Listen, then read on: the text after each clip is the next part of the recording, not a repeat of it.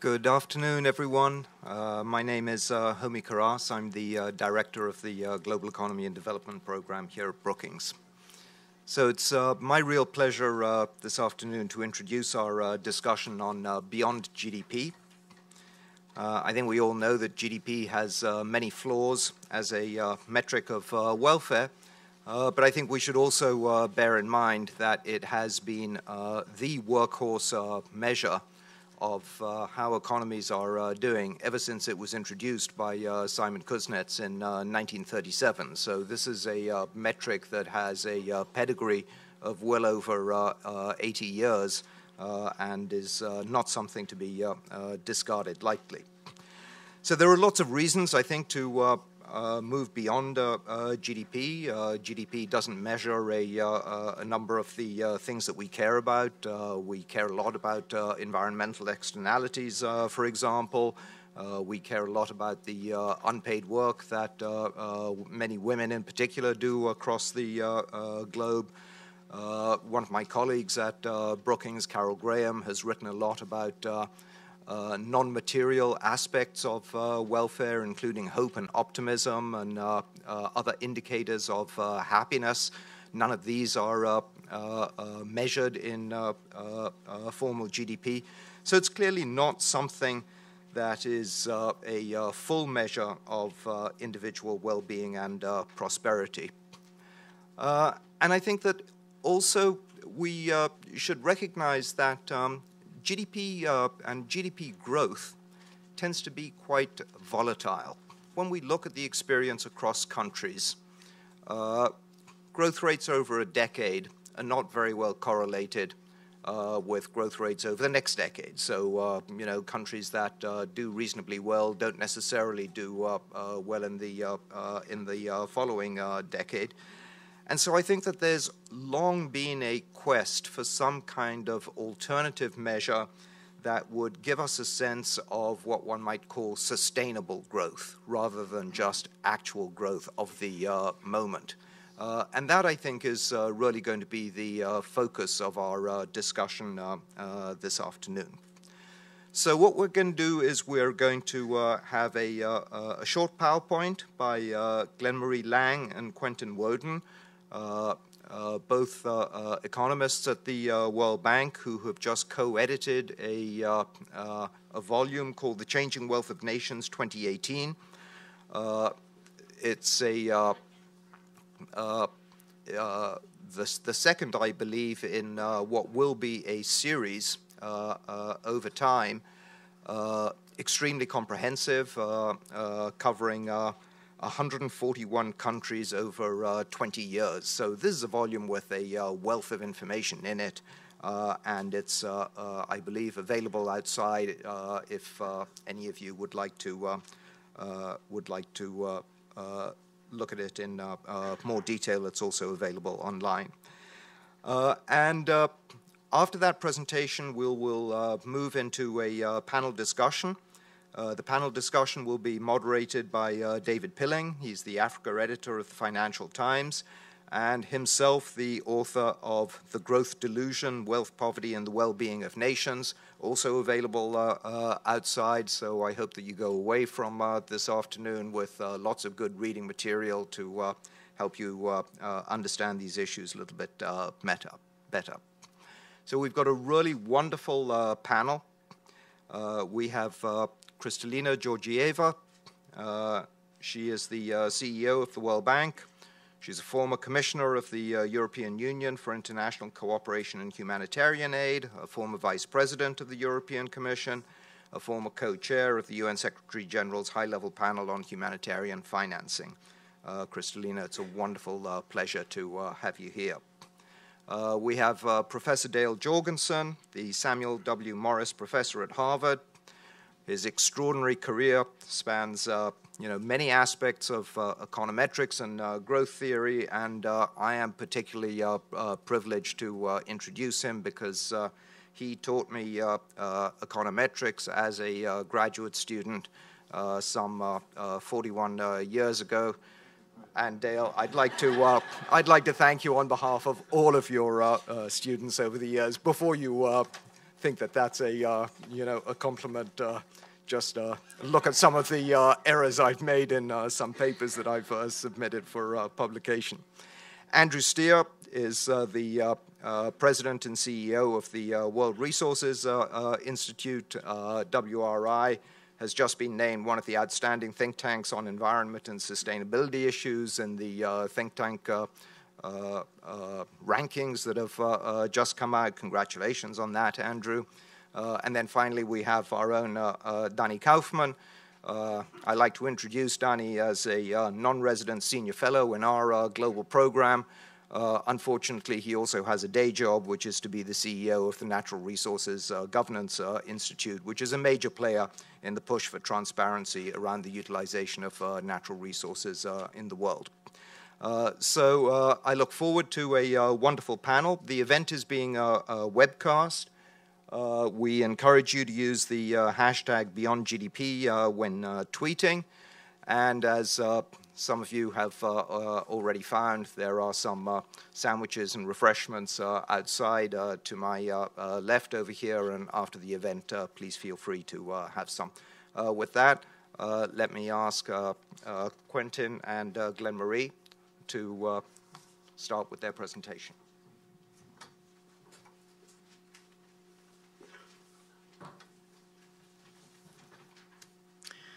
I'd like to thank you all for coming here today. We're really excited to have this opportunity to tell you about our new report, The Changing Wealth of Nations 2018, Building a Sustainable Future. This is the latest in a series of reports the World Bank has done on wealth accounting. So let me start by explaining why the World Bank thinks it's important to measure wealth.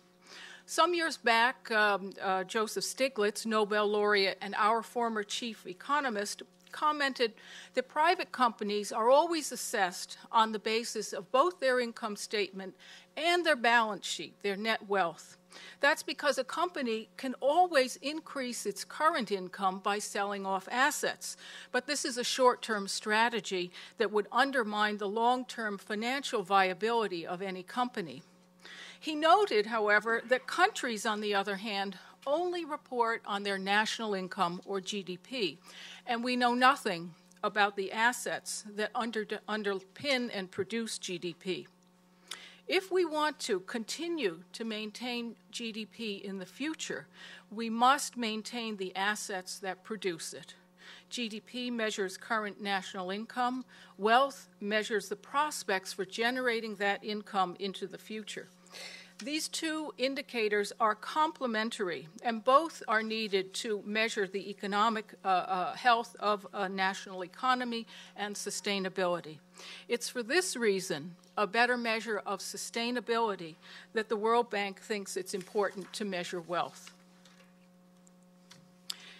In the early 2000s, the World Bank launched an initiative to fill the information gap about national wealth.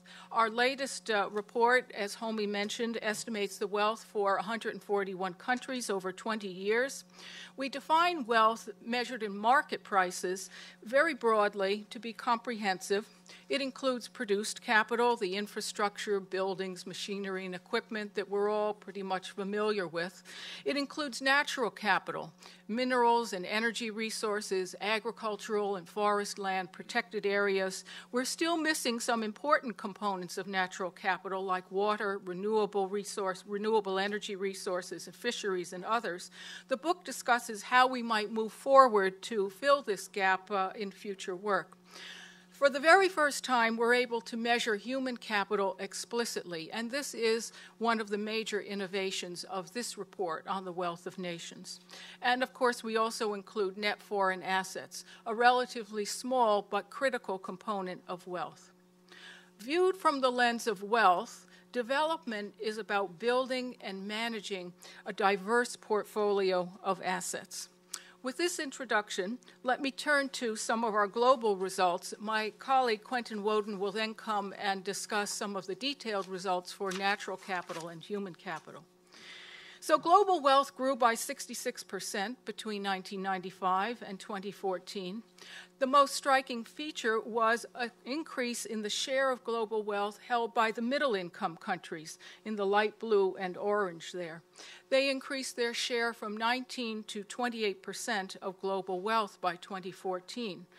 Of course, much of this was due to rapid growth in Asia, especially the large economies of India and China, but also smaller countries like Vietnam and Bangladesh. The share of global wealth held by sub-Saharan African countries, on the other hand, remained unchanged. But we don't want to look just at how total wealth changed. We need to look at how wealth per capita changed. That's because the amount of wealth per person determines the GDP per person that a country can produce. The low-income countries, all the way on the left, many in Africa, nearly doubled their wealth, shown in the light blue bar, increasing wealth at a faster rate than the global average of 66%. But higher population growth in these low-income countries means that per capita wealth, the dark blue bar, grew only 17%, far below the global average of roughly 30%. Despite the growth of global wealth, great disparities remain. Here is the average wealth per capita across the different income groups. We see that high-income OECD countries like Canada, the US, Australia, Great Britain, and so on, still hold far more wealth per person than the others. At roughly $700,000 per person on average, this was 52 times the wealth in low-income countries, which averaged just under $14,000 per person. These income group averages hide a great deal of variation among countries within each of these groups. Total wealth grew everywhere, but per capita wealth did not. Let's consider the ones that grew the fastest, those in green. That's where per capita wealth increased at least 100% over these 20 years. These include countries like China and India, Vietnam, Bangladesh, Sri Lanka, some countries in Latin America like Peru and Chile, and some others. Africa shows a great mix of experience, with some fairly high performers like Rwanda and Ethiopia, and others where wealth per capita actually declined. What we found was per capita wealth stagnated, meaning somewhere around 0 up to 5% per person, or declined in about 25 countries for a variety of reasons, and you can see them highlighted in pink and orange here. Most of these countries were fragile conflict states with high population growth, countries like Zimbabwe, Madagascar, Lebanon, or Papua New Guinea. The 2009 financial crisis even hit some of the high-income OECD countries like Greece and Spain, which are now expected to be recovering. With this brief overview, let me now hand over to my colleague Quentin to talk a little bit in more detail about the natural capital and human capital.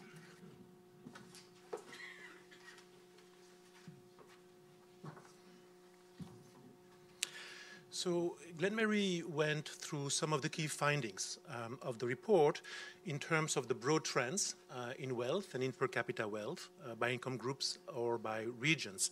The second part of this brief presentation is about giving you a bit more of a flavor for some of the results related to natural capital and human capital especially. So this first slide gives you the share of total wealth of the main three types of capital: produced capital, natural capital, and human capital.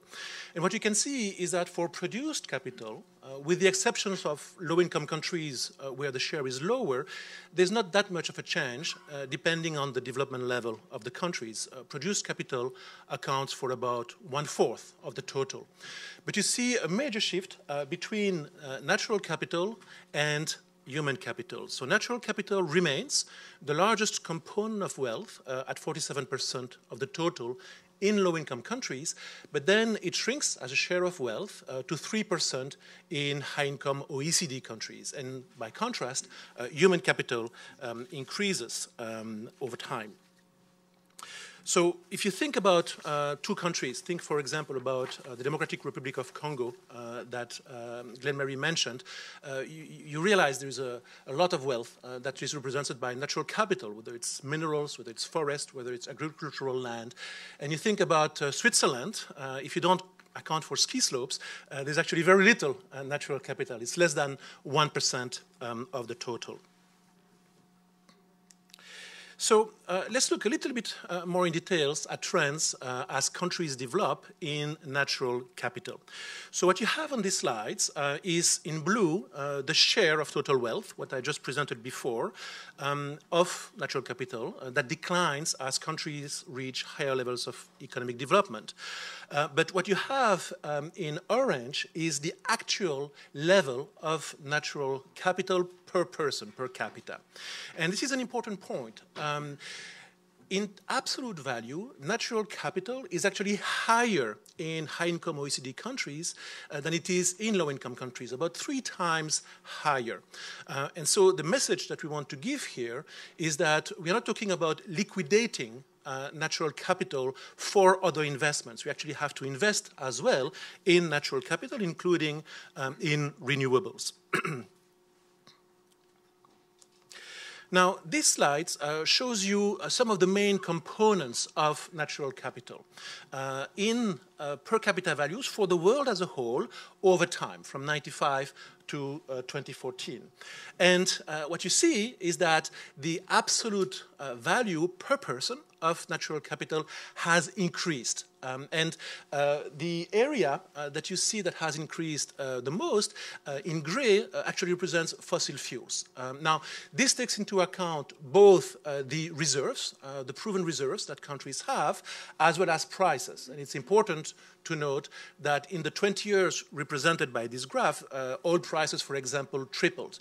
But even the value of minerals has increased, and importantly, the value of agricultural land, which is in orange in the slide, also increased, both because the areas being cultivated increased and because the value per hectare of the land increased as well. What also emerges from this graph, and that's sometimes not realized, is that among all sources of natural capital, the renewable sources actually represent a larger share of the total than the non-renewable, which points again to the importance of managing those resources well. Now, in the same way that the previous slide, 2 slides ago, represented the trend as a share of natural capital and the levels in absolute value of natural capital across income groups, this shows you the same picture for human capital. And as I mentioned it, human capital as a share increases. It accounts for about 70% of total wealth in high-income OECD countries. But what is really striking is the gap between low-income countries and high-income countries in the values. What you have is that human capital is about 90 times higher in high-income countries versus low-income countries. And maybe I should just say, how do we measure this? Human capital is computed as the value today of the future earnings from the labor force. And the 2 main authors or innovators are Dale Jorgensen and Barbara Fromini, who are both here. What we did is apply their methodology to 141 countries, but the idea of measuring human capital as the discounted value of future earnings from the labor force comes from them. Now, these graphs makes it clear that as countries develop, you really have to invest for your competitivity, for the ability of generating future income in human capital. And I just want to mention a few of the topics that we are working now on using those data. So one aspect of those data is that they can be used for cost-benefit analysis. We can, for example, look at how would a reduction in child malnutrition change human capital wealth for countries? What's the value of that? Or we can look at how much would human capital increase if you were providing better education for girls. So all of this is feasible and made easier through those data as examples of applications.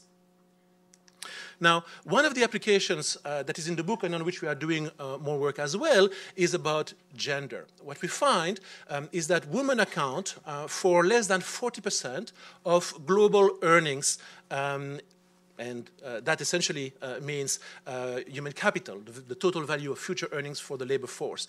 But then, if women were earning as much as men, this would mean that human capital wealth would increase. And what that graph shows is that that increase would be especially high in South Asia. And it would also be larger in low-income and lower middle-income countries than is the case for richer countries. Now, to summarize, so what have we learned from this whole exercise? So first, and that's a good news, global wealth increased by about 2/3 over the 20-year period that we looked at. And as Glenn-Marie mentioned it, the upper middle-income countries actually are slowly catching up with high-income countries, and they account now for a much larger share of total wealth.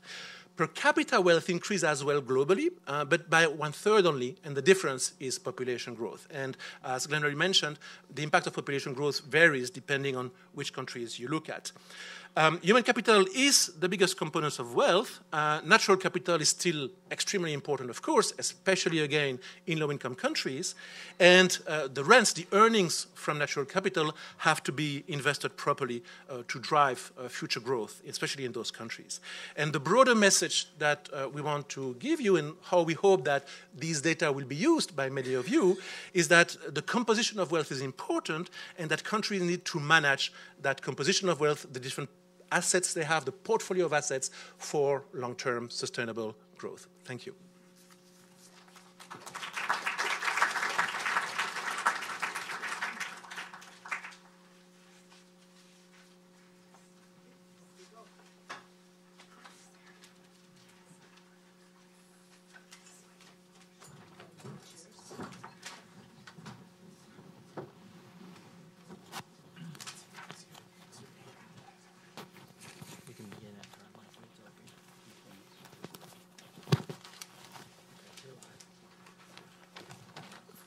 Thank you very much for that opening presentation and for what I thought were excellent graphics as well. I'd also like to welcome our online audience and, of course, everybody who's in the room today. As we've heard, ever since GDP's conception and invention in the 1930s, its inventor, Simon Kuznets, had doubts about the measure that he unleashed on the world. And yet it's been very enduring for many good reasons. It's very concrete. It tells us something that you can make policy around.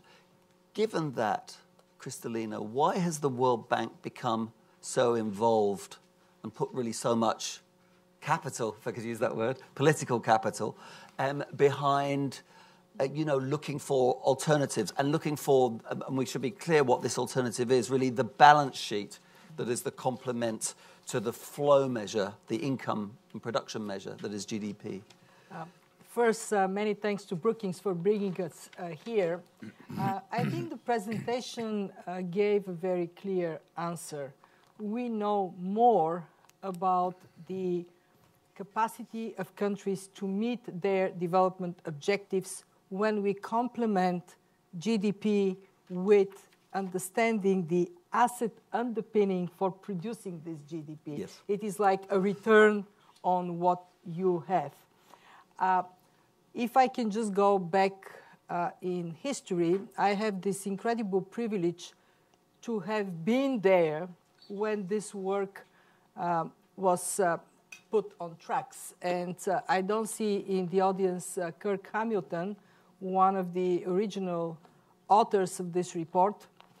But I very clearly remember the discussions we had on Beyond GDP and the necessity to give decision makers a clear understanding on what they have and how they can turn it into prosperity for the future. The most important element of this report is that it is policy informative. In other words, if you look at the world as a whole or you look at a particular country, knowing the compositions of assets is very clearly able to inform your decisions, your policy decisions. For example, if you are rich of non-renewable natural capital, you can extract it, but you have to invest the rent you get from this extraction into education and health, or physical capital, or renewable natural capital, so you can sustain your progress. And if you carefully assess how countries are performing, it is so very obvious that there are some pressing policy issues to be addressed. For example, population growth. So many countries today have population growth that way exceeds what they can sustain and still get better off in the future. And yet, we all have to admit that our collective attention to policies that bring a more sustainable population growth has been a bit underwhelming. We know what they are: get boys and girls in school, keep them there, make sure that there is family planning, that health services are accessible to women. I can go on. And yet, it has not been such a strong focus of policy. And yet, if you go back to what the graph has shown, it is so clear that we have a set of countries where people are getting either not better off or they're getting worse off, and we are not aggressively addressing that. So from the perspective of the World Bank, yes, it feels good to have this report. It is actually the third we have issued. It is a great report, but much more importantly, it helps us in informing policies we engage countries we work with for the well-being of their people. Thank you. I mean, to be clear, some countries could be producing what look like very good GDP results, very fast GDP, but their wealth might be declining, particularly in per capita terms. Could I just quote you? You have this great story of the two men that illustrates how GDP is misleading. If people haven't read the story, please do, and I'm sure reading this book would help you too. Thank you. It basically says that if you only take GDP, it is kind of driving with only a semi-good outlook on the road ahead. And you shouldn't do that. It is absolutely paramount that this notion of complementing GDP with wealth analysis is adopted by the research community and by the policy community. Thank you. Let me turn to Dale Jorgensen, because one of the most interesting aspects of this report is the new methods of calculating human capital.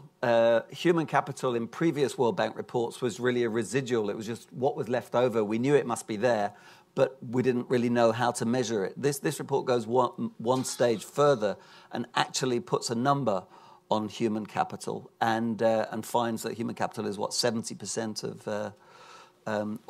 the wealth in all countries. Is that right? Or in wealth in all countries? Yeah, that's yes. Right.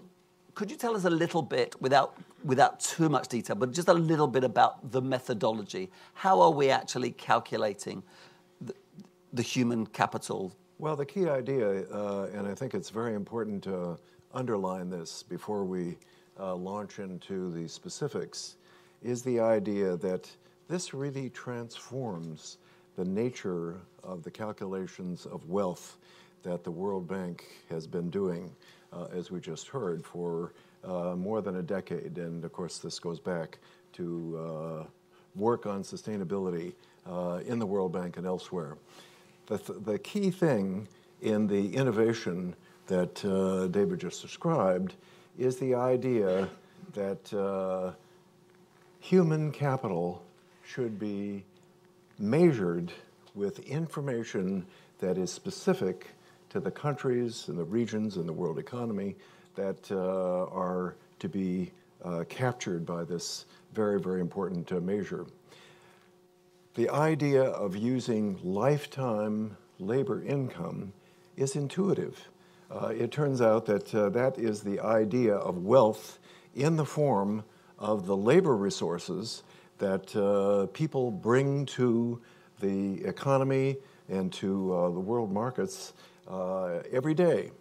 But what we found as a result of this pioneering research is that this turns out to be the most important element of sustainability. It's 70% of the value of wealth for large countries like the OECD, as we saw. It's by far the largest component. So in order to deal with the issue of sustainability, we must deal with the issue of measuring human capital.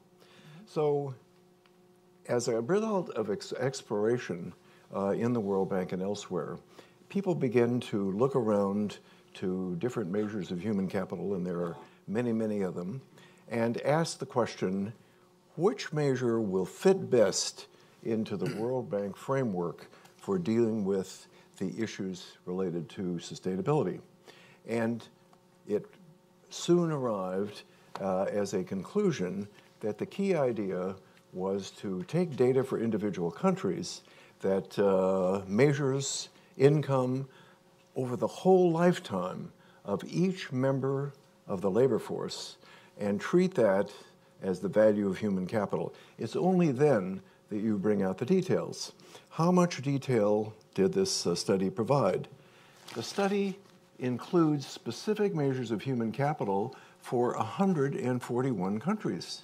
And this is based on a resource that the World Bank itself brought to the research bench, so to speak, through its work on poverty and inequality in what is called the International Database for Income Distribution. This is something that had been used primarily by the World Bank for measuring poverty and inequality. The key leap that is the foundation for this innovation is the idea of bringing that to bear on sustainability through the idea of human capital. So these three ideas came together: sustainability, human capital, and the data set for individual countries that provided lifetime income. So this is a major contribution to economic measurement. It's something that's going to resonate through the field of economic development, through the field of economic growth. And I'd like to congratulate Quentin and Glenn Marie and their co-authors on putting together a magnificent study with many important new ideas that are going to be fruitful sources of research ideas for decades. Congratulations. I think it's important to note that embedded within those numbers for lifetime earnings are, of course, health, skills, the basic education that underpins. So, because of course that will determine crudely the lifetime earnings of people, what they bring, as you say, to the market. So this is not just a calculation of wages. There's a lot that's implicit within that. I mean, I want to move on to natural capital in a second, but could I just ask you very briefly, was there anything that leapt out of you looking at those numbers in 141 countries? I'm sorry? What leapt out at you? You saw. What leapt out at me was the fact that this is the driving force in sustainability. It's the number that you have to make precise in order to use the ideas that originally motivated the study that we just heard about, namely the World Bank's objective of trying to understand this concept of what makes sustainable growth. Mm-hmm. How do we deal with the race, if you like, between the increase in population and the increase in wealth? The key idea turns out to be this idea of human wealth. And so that is essentially the lesson that leaps out at me. Thank you. And Andrew, if I could bring you in now, and if we could talk about natural capital, because one of the things that comes out of this report is natural capital plays a huge role in poor countries, but then as they become wealthier and hopefully use that natural capital well, they build up other forms of capital, and then natural capital diminishes in proportional terms, but absolutely not in absolute terms, because if you're ruining your natural capital, you don't have anything left for future wealth. First of all, how robust do you think these numbers are? And do you wish that other forms of natural capital, renewable natural capital, were also included here in these numbers? Yes, I do. But first, look, congratulations, Glenn Marie. Kristalina, the fact you as the CEO are sitting up here and talking about this is a great blessing, and well done to the World Bank. I had the privilege of being the Director of Environment of the World Bank about 15 years ago. So did Kristalina, actually. And I remember when we set up this little unit called the True Wealth of Nations Unit with John Dixon and Kirk Hamilton and people like that. And my goodness, you've come a long way, and well done. And I particularly like the fact that you also make, for example, the point that it's not just about running down your capital that's natural and building it up in education, although that is a very good thing to do. You actually can invest in your natural capital, and actually natural capital in rich countries is actually worth more than it is in low-income countries. But yeah, look, this is a journey we're on. And I might come out in a slightly different place, in the sense of I would have liked some of the non-marketed natural capitals to be included. So, for example, what we do here in this book, and it's very legitimate because you have to have data for 197 countries, and therefore, if you don't have all the data, you can't really include it. But take, for example, a mangrove. The way we measure it here is the value of the mangrove is the forest products you could get out of it. And that's about $800 for a hectare. But actually, if you look at the ecosystem values, it's $36,000. And that's because it protects against flooding, but it also is the home of fish being born and all kinds of things like that. So I think there, and I think the book is very honest. It has a chapter 11, which is terrific. Start with the last chapter, because that is actually what's the next report is going to have to do. But there are some interesting things here if you think about it. Take, for example, fossil fuels that are in the ground. Now, this report legitimately says, okay, we've got to measure them. So if you're Saudi Arabia, it's what's under the ground. Well, yes, and then imagine you could keep selling it. Well, yeah, but what about the sunshine that we have today? Coal under the ground or oil under the ground is simply bottled sunshine. It just happened to come here 4 million years ago, but actually there's sunshine coming today.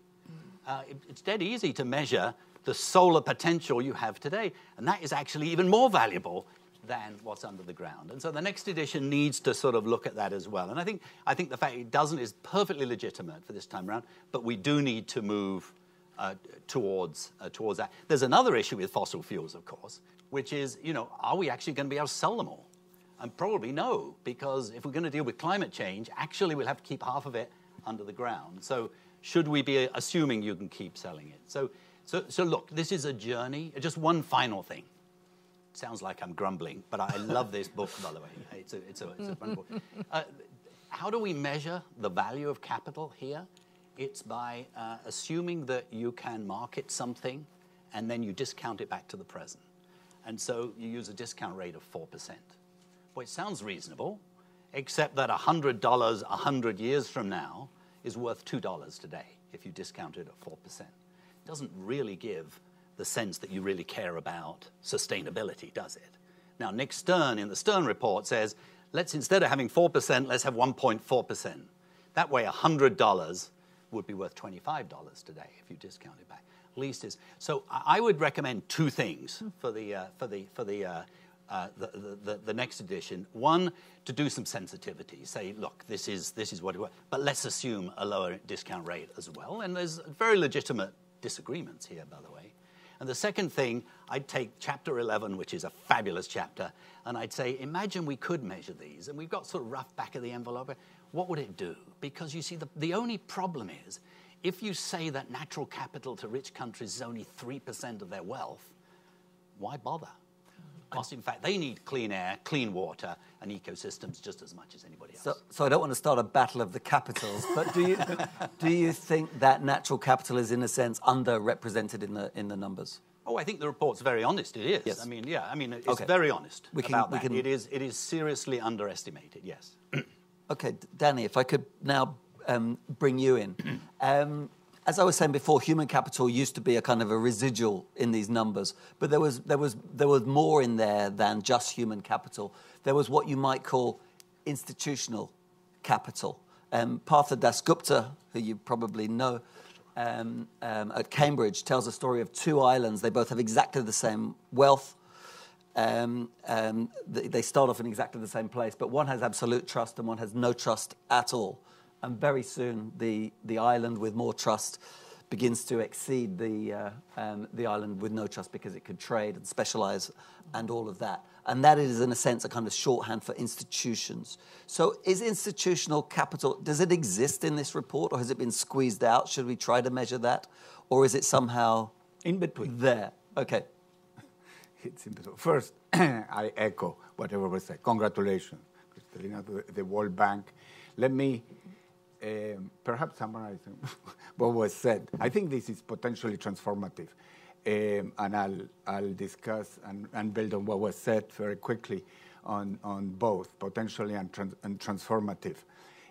First, I think it's really important, and that's a great contribution of your book, David, to make a clear distinction between flows and stocks and the importance, just like at the personal level, in my organization, we have to manage a balance sheet as well as an income statement. So that's absolutely clear, and the World Bank has been working on this for a decade, and this is another leap forward in this context, really important. At the same time, there are real contributions which are a bit buried in the report that I will think that it's important for everybody to look at, which is also about the flows. So how to complement GDP and go forward. The net savings measure is not a stock measure, which is very important, and very important for our work regarding natural resources. Now, potentially transformative. My own country, Chile, very rich, subsoil resources, particularly copper, forever. Didn't develop too much until some decades ago when they put all the institutions and everything in place.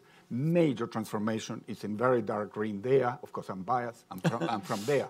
But just compare with an Equatorial Guinea and so many other countries that have not done well in transforming the natural wealth, in transforming the natural resources into human capital, which is absolutely crucial, productive capital, and then GDP. So we need to think about that transformation. It's, in a sense, a value chain.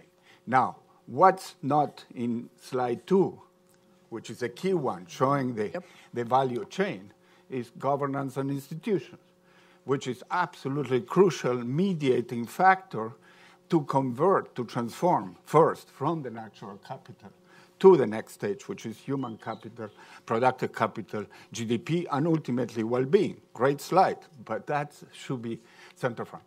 Of course, we all know that it's incredibly difficult. So it's not just trust. I mean, rule of law. What about rule of law? What about corruption? What about freedom of the press, civic space? All those things that we know now, and we have measured it, the extent to that matters for not only income per capita in long term, which we have done with my colleague at the World Bank, Art Cray, and with all the worldwide governance indicators, a major 3-to-1 ratios in terms of per capita income at a higher governance level. So that's missing, but not totally, because it is to some extent embedded in the calculations of the future flows and net present value at market prices. The problem is that it's not sufficiently differentiated by the quality of those institutions, the quality of governance today, and also discussing, as Andrew said, for the environment, different scenarios. We just produced another report, which could be very useful in this context, which measures the quality of governance, accountability, and transparency for the resource-relevant countries and rates them. I would submit that it's really important to integrate, as an addition to the discount rate, which could be 4 or 1.5%, depending on that, but the governance factor. Because if we would have done this exercise 10, 20 years ago, or Venezuela, or the Zimbabwe's of this world, the path would have looked very differently than the Chile. And then the other thing is, it is really important to think hard, and there are ways that we can work together in terms of also measuring that institutional capital, but it should not be added just as another fourth pillar, because it's embedded. It's an umbrella issue that is critical for what I call the transformation. And that potential transformation will not and does not happen if those institutions are not in place. So a lot of the subsoil wealth just stays on the ground. Let me ask you a very specific question about Chile versus, say, Equatorial Guinea.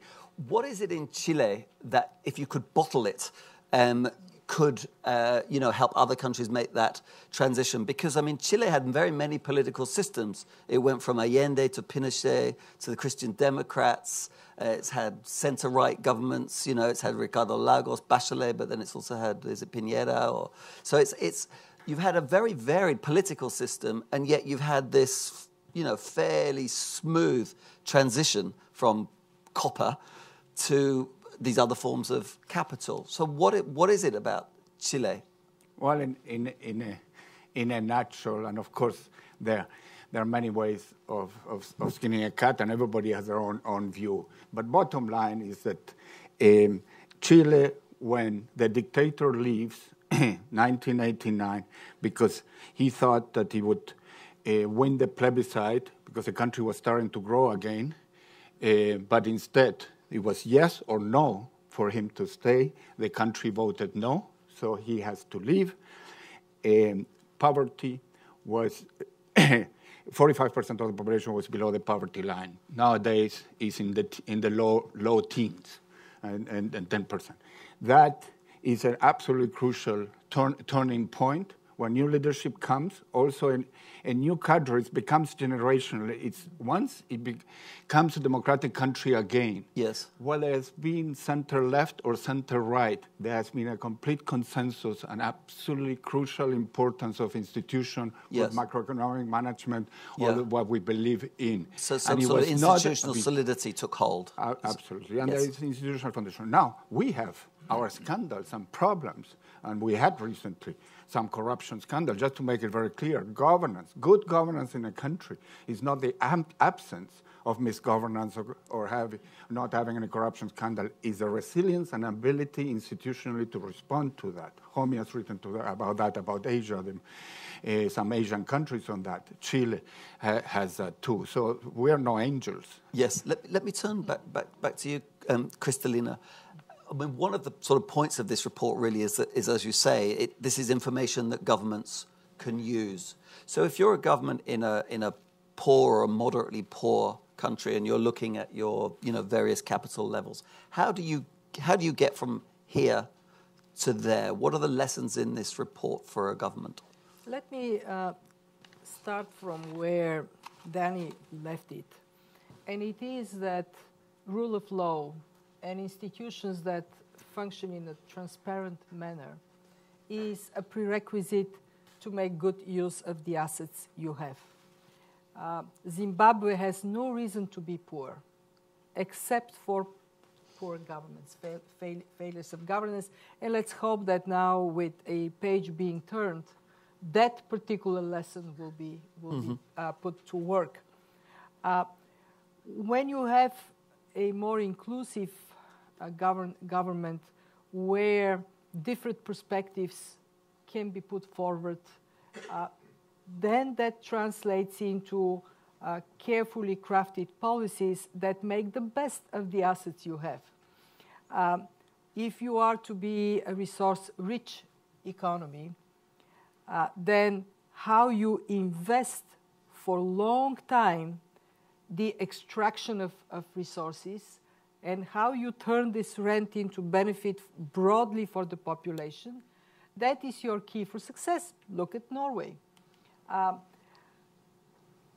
If you are rich on renewable natural resources, and I agree with Andrew that we have to get deeper into understanding that, how you manage it in a sustainable manner, and again, how you lift up the value of what you have by having good certification, by having a way that what is in your hands goes the longest possible mile for your people. And of course, recognize that we also have countries that are poor on natural resources. They need to look at ways in which the little they have can turn into a good built-in capital and, of course, in skilled populations. What we have seen time and again is that a careful analysis and understanding of assets combined with good governance goes a very long way. And I would add here, and bringing more women up in the chain of command in a country, that goes a very long way for countries that are not particularly rich to get to to be on a sustainable path and to get their people to live better lives. And then we also see, and I want to say that for the fairness of it, that even countries that are well governed, they also depend on what is happening around them. In the report, we have the case of Lebanon. Actually, it would be exactly the same impact in Jordan, when countries' wealth is going up, but wealth per capita is falling drastically. If I remember it correctly, wealth per capita in Lebanon dropped 38%, minus 38%. Why? Because Lebanon is doing a global service by taking refugees from Syria, and the population of Lebanon, not just because of reproduction in the country, but because of the war in the neighborhood, has skyrocketed. Well, there is also a policy lesson from this. If a country is doing that kind of regional or global public service, the international community has to step up. We cannot let this country to struggle only on its own. So careful analysis always can take you to very good policy conclusions. And then with more women at the top, very good things would happen. Look at the World Bank. you don't need a report to tell you that. Dale, could I? And I didn't mean myself. Look at this. Look at this. Now, could you please, you ladies, get up? This is the World Bank row here. Dale, could I bring you in? We have no sort of representative, in a sense, for produced capital here, for infrastructure.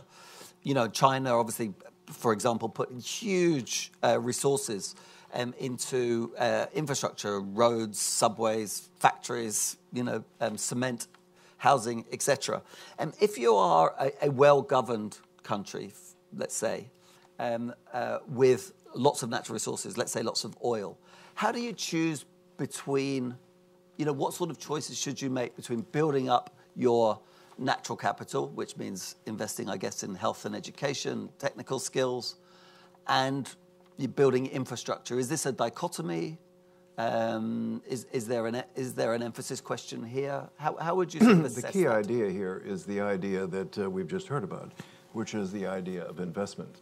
This is a story about the relative importance of different components of wealth, beginning at the lowest level and rising to the highest level. What is involved in the processes of investment? The World Bank plays a very important role here, but the key thing turns out to be investment in the resources that we've talked about.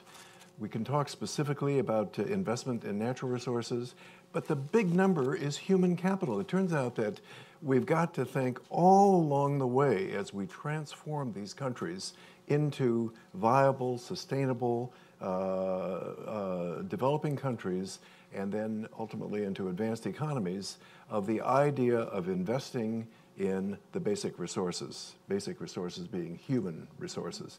That is precisely the lesson of China. China has very, very impressive infrastructure, a high-speed rail that would be an asset to the United States.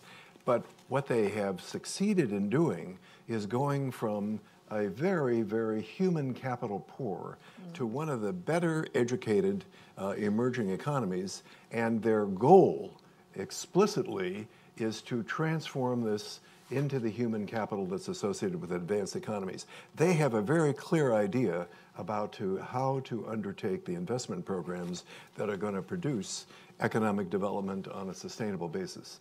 And it turns out to be primarily, as we've heard, a matter of building the human resources that will enable them to undertake this investment.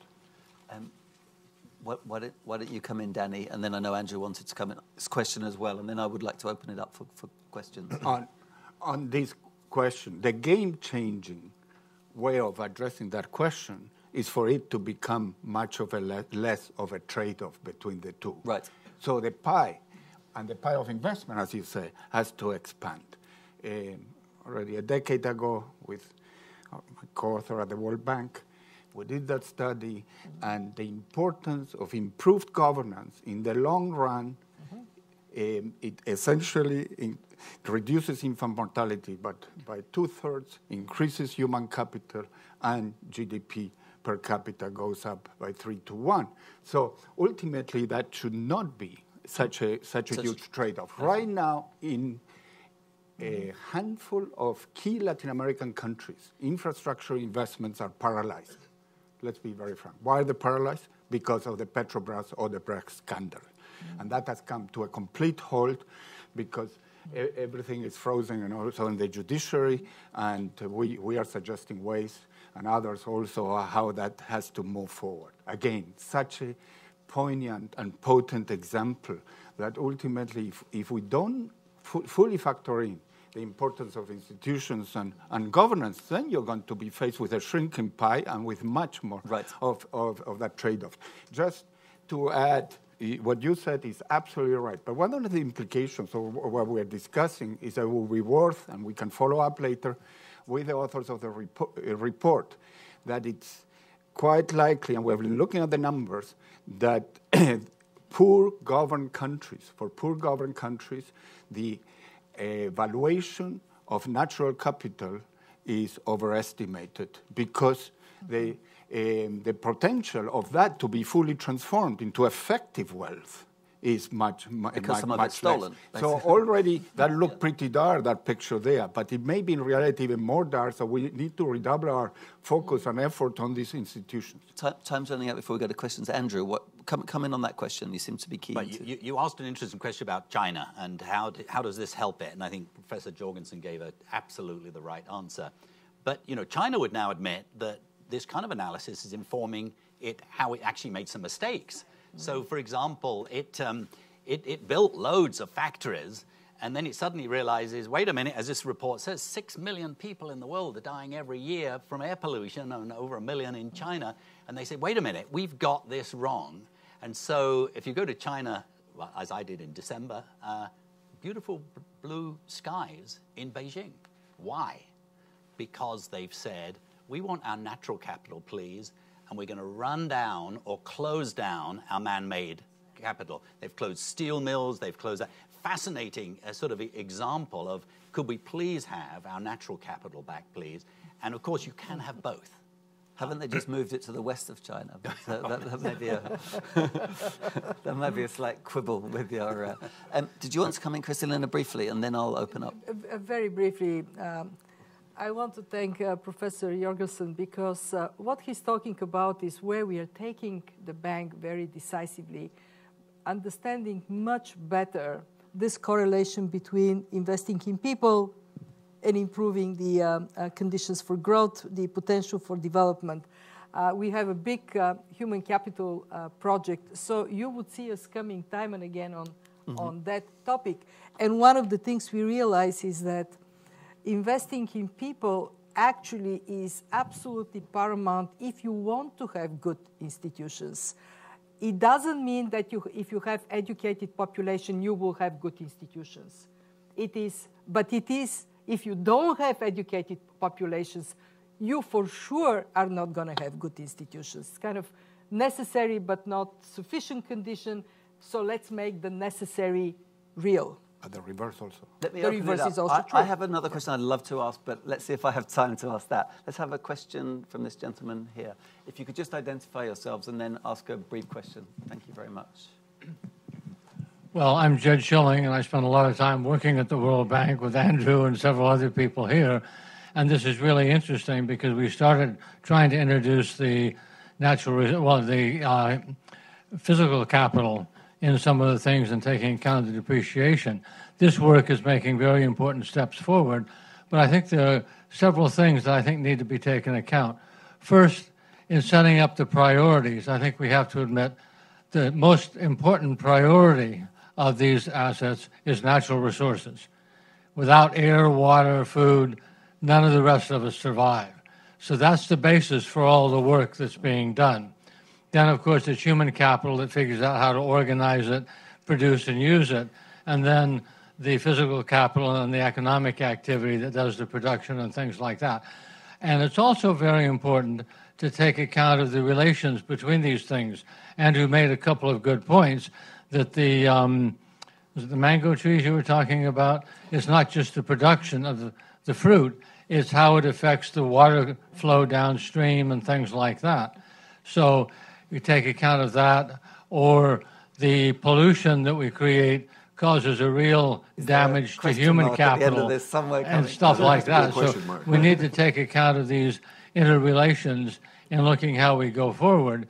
A couple of natural resources that weren't mentioned that have become very strong constraints that I think to be taken account are water and something I just learned about, which is sand, which we need for so much construction and other things, are getting scarcer. And water, we've just heard that parts of South Africa are facing water depletion and other areas are depleting available sources. But you can deplete them for years and years and years, and then you hit the bottom and you're suddenly out of it. So all of these things is, and just one last comment, since I left the bank, I work with the Millennium Institute. We've developed an integrated system dynamic model that links the economic, the social, human capital, and environmental factors and shows how they interact and generates longer-term scenarios to look at these impacts over a long period of time, much more effectively than the World Bank models and stuff, which I did a lot of work. We actually did one in Bhutan, which included measuring gross national happiness. I am going to have to ask for a question, or maybe there isn't one. I mean, is the question, do we need to think about thresholds as well? You can't just convert one form of capital into another and hope for the best. You may just, while you're doing that, hit a threshold that's catastrophic. Andrew? Yes. Okay, that was a very short answer to a very long question. We have a question here and then one here. Okay, thank you very much.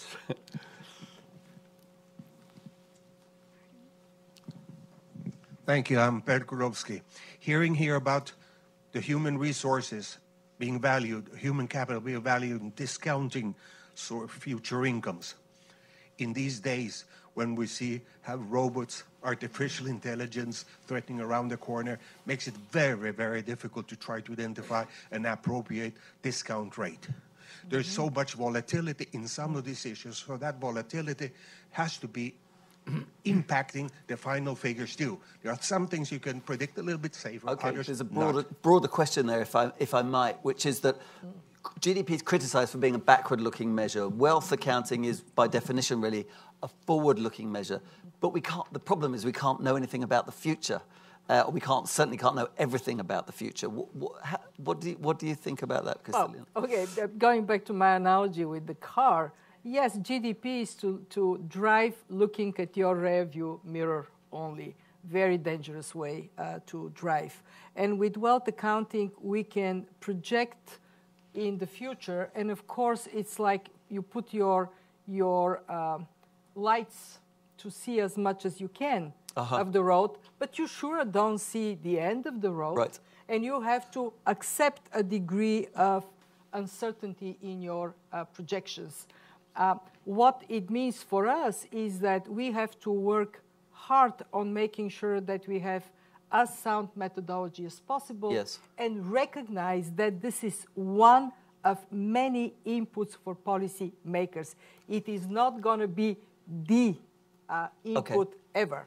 Dale and then Danny. So Dale, I mean, we've got these very precise numbers for lifetime earnings. But this could all be wrecked by robots and AI.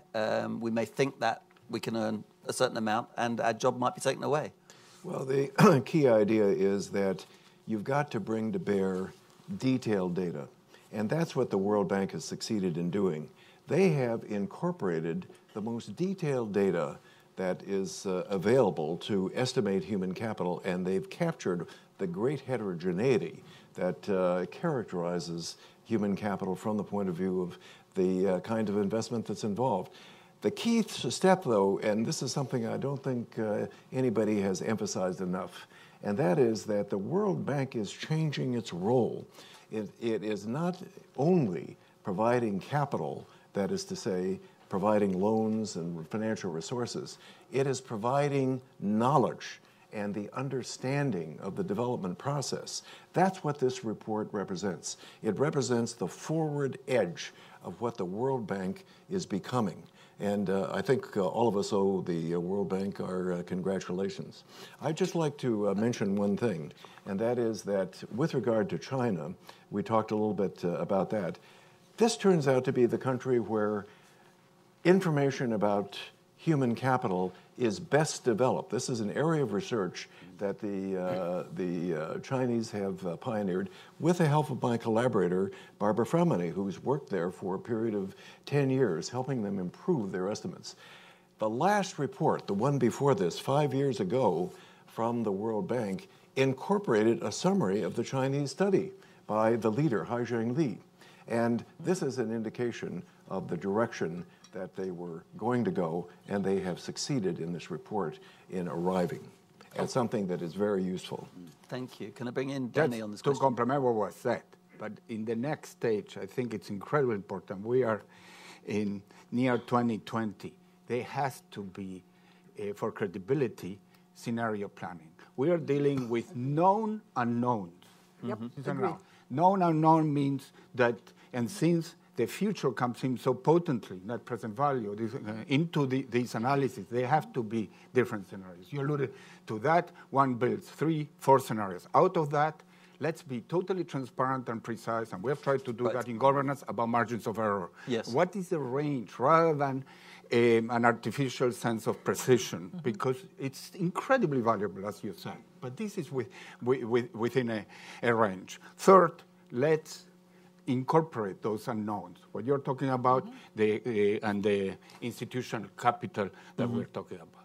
Yes.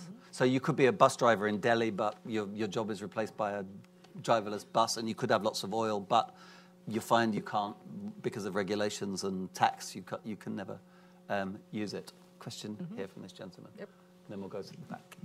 Lots of questions. That's great. Hi, my name is Anupam Khanna. I used to be at the bank too, and I think indeed I was also present at the genesis of when Kirk Hamilton and his team did this, but also when Joe pushed this. And I'd like to say there were 3 other trends that Stiglitz was trying to pull together, why he thought this idea of a wealth of nations was important.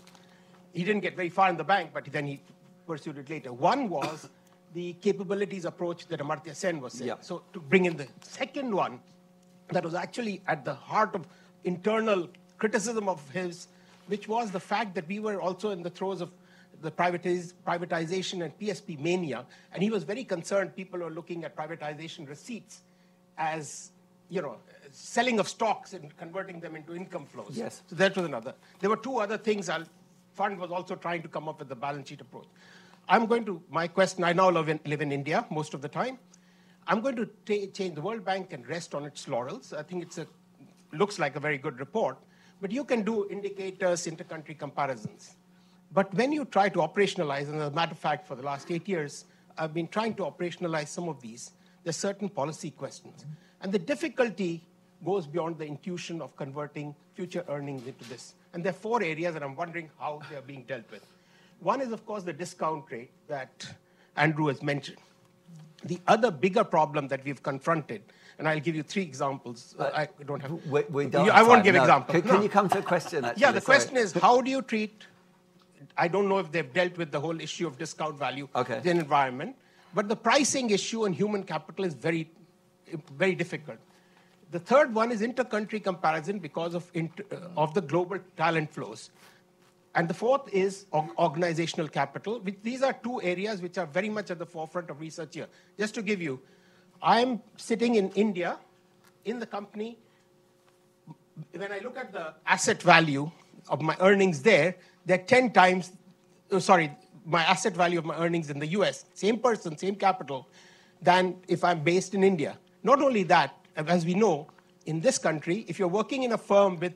So I'm going to have to stop because there's a lot of people want to ask questions and we're going to run out of time. These are the difficulties in actually doing it. It affects privatization of Air India. Just to give you a concrete example. I don't think we can have an example, sorry. No, but I'm saying these are policy issues, and unless you know how to operationalize them, you can't go beyond. You have to go beyond. All right, so we've got the discount rate and the sort of and how to operationalize these and cross-country comparisons. Let's take another couple of questions. One at the back there, and one here.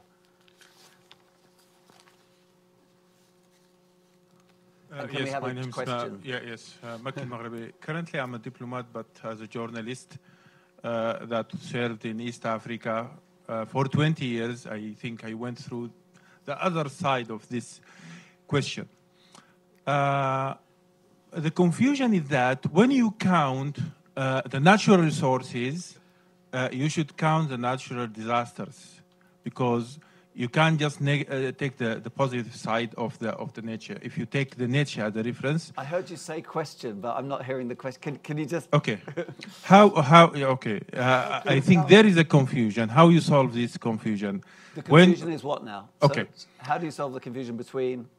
between having the positive side of the natural resources and ignoring the natural disasters, just like desertification and desertification, deforestation, and active volcanoes and others. Okay, thank you. That's for Andrew. Thank you. And one here.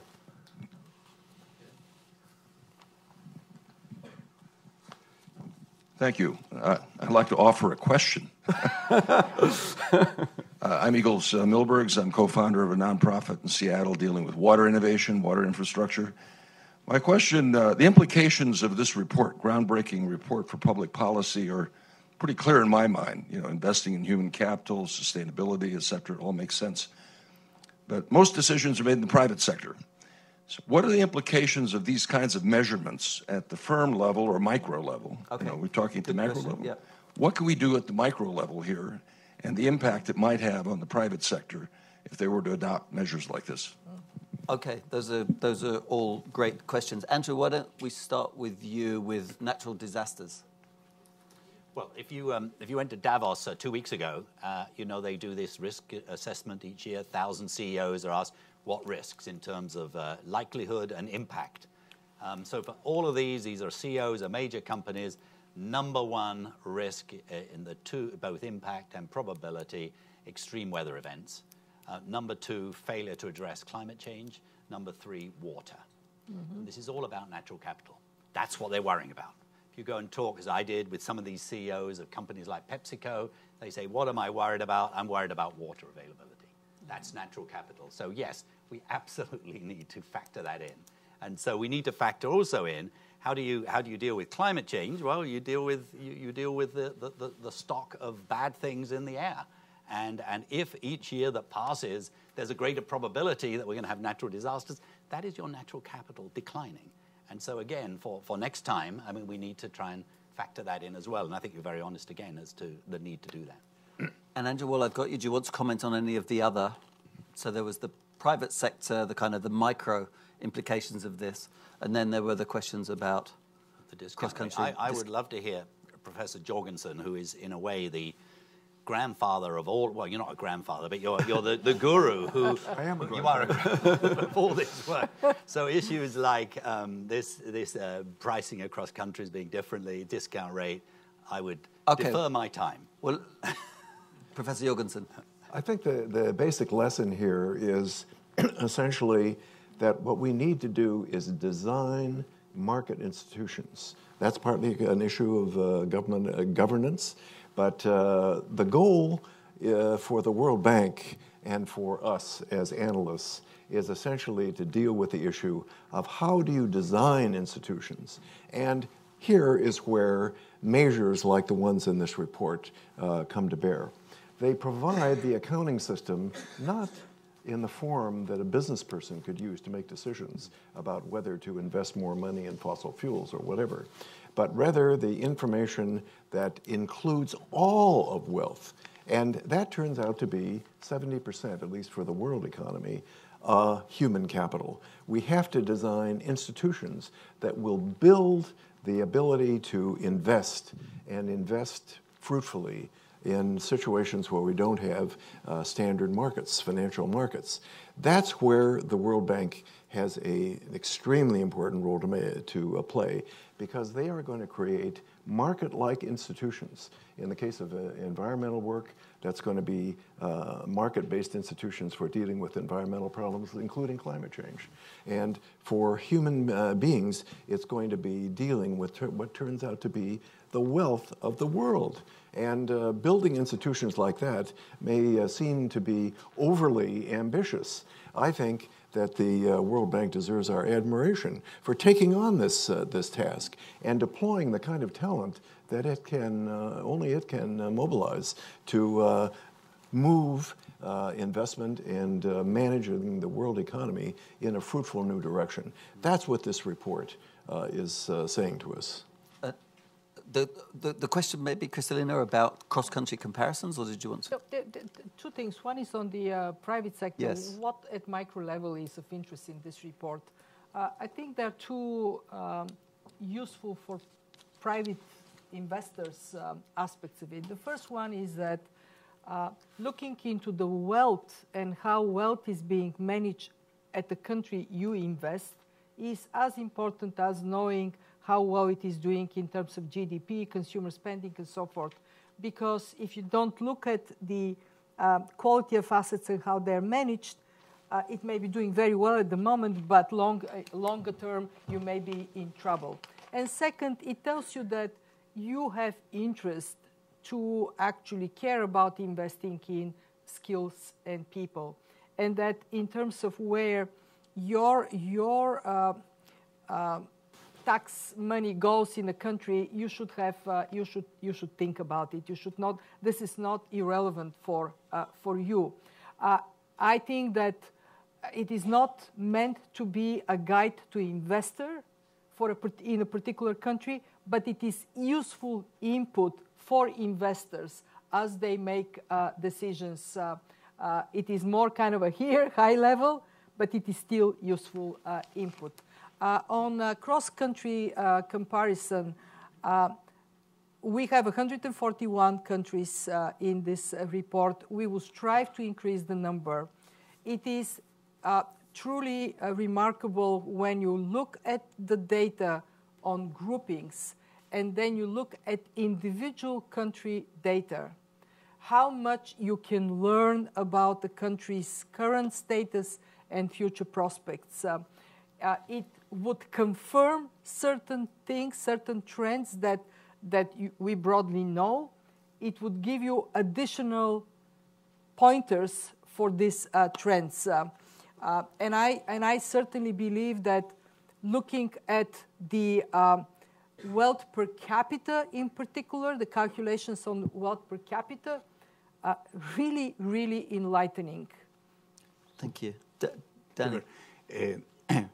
I mentioned very briefly before, in addition to the wealth measure, which are very important in this report, there is also a very important flow measure, and that's the adjusted net savings, yes. which takes into account, starts with GDP, but then adds and subtract other elements which are not in GDP, particularly the whole issue of pollution and depletion. It's not fully there, as Sandra suggests, because there's much of environmental damage and climate change is not fully there, but the framework is there. And that would be a very important measure for investment in terms of management resources. Sorry to say, Angola, the adjusted net savings, if I recall correctly, looking at the report, is minus 50% of GDP, Yep. Right. while Chile is highly positive. So again, it's not a competition between stocks and flows. All of these are important and they're complementary to each other. So look at that. Now, if in addition we manage to integrate, which is difficult, but we can do it, these institutional measures. They're incredibly important for investors. Right now, the risk rating agencies uses all our indicators on governance and so on. If that could be clearly integrated into these, that would be additional useful. We have time for one more question. Let's go. I feel terrible now. Let's go here. It's just easier. The gentleman in the blue shirt. Sorry, everybody else. Thank you. I'm just an interested citizen, and thanks to Brookings and World Bank for having this session. One thing that wasn't mentioned is the stock of technology or ideas, patents, et cetera, for the difference in prosperity between countries. What's the thinking on why that's not included? Okay. Patents, technology, ideas, are they there somewhere, or is this an extra element? I'm looking at the authors to answer this question. Okay. It's implicit in the next presentation. As you say, it is a very important element, and if you look at the national accounts over the last couple of decades, this research and development information has become an increasingly important component. We have certain constraints in the data that we use because we have to cover a large number of countries, and we don't have that kind of information for a very large number of countries. But as you say, it is very critical. So, chapter 11. We may just have time. This gentleman here has been very patient. Chapter 11 yes. in this country. Thank you very much. I came in late, so if this has been addressed, excuse me. But what does leadership play in these issues that we're talking about? It seems to me that as America continues to withdraw from the international stage, we're losing some leadership, or what we thought was leadership, especially in the three issues that those 1,000 CEOs in Davos talked about, the climate and the weather and all the rest of that. So as we move away, who's going to take the leadership positions in all of this? Thank you. When you mentioned Davos, actually, I thought you were going to talk about a man-made disaster. Leadership. Does anyone want to address the leadership question? Okay, just quick. Just one from Davos. The best speech at Davos was given by President Macron. And he said, if we are going to lead into the future, we have three obligations. The first is invest in the future. It's all about education. He spoke for maybe 15 minutes. Second thing we have to do is to share. And the third thing we have to do is to protect. It's great leadership, but it's like he'd read this report. And by the way, just because I'm talking about a natural capital doesn't mean I don't believe that human capital is the most important. And here with my wonky hat, and thanks to Dale was also my teacher, not just homies. So every mistake I make, it's mine. But all if there's anything useful, comes in terms of statistics, data comes from Dale. But this is addressable and measurable. Talking about the private sector, companies have been already, inroads have been made in measuring intangibles, reputational, brand, and so on. And this is what we're talking about, of what's not yet measured here. Of course, it's at a national level, has different implications, and how to figure it out in terms of discount rates and so on. But when we talk about institutions, about trust, and about leadership, that can be done. So the question is absolutely key. What's happening here, a few blocks from here, is an erosion in those intangibles. And that matters not only for the US, but for many other countries in the world. That is nowadays measurable with margins of error, but it is measurable. And of course, the treatment of R&D has been changed in national accounts, in the GDP treatment. So I mean, so you can account for these in different ways. It doesn't just have to be in wealth accounts. I'm not going to try and sum up, but all I will say as we come to a close is I think that this discussion has really shown that looking at things through a different prism, here the prism of wealth, can throw different light on policies.